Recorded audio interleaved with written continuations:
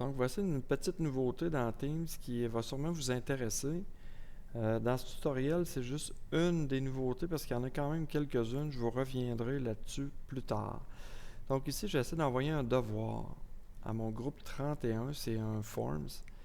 La nouveauté, en fait, c'est qu'on peut ici aller sélectionner en plus de mon groupe 31 d'autres groupes, comme ça. Mais en plus, quand je vais aller modifier la chronologie du devoir, donc ça a changé un petit peu, vous avez sûrement remarqué là.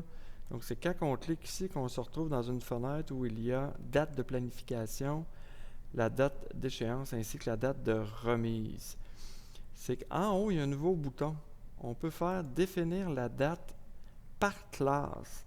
Exemple ici, je peux dire je veux mon premier Forms de mon groupe 304 le lundi. Ah, ici, excusez, c'est le 301. Lundi, là, vous allez voir votre agenda. Je dis, ah oui, je les vois à 13h15. Ça peut être 13h30, peu importe. Donc, je vais écrire 13h30 pour le fun.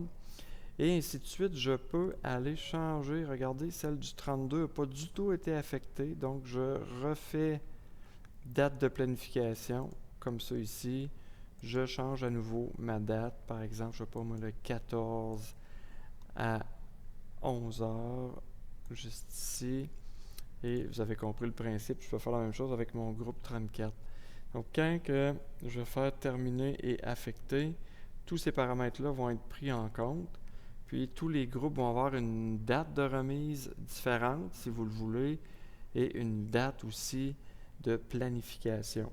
Si vous ne mettez pas de date de planification, tous les groupes vont le recevoir en même temps, mais vous avez quand même la possibilité de changer la date de remise.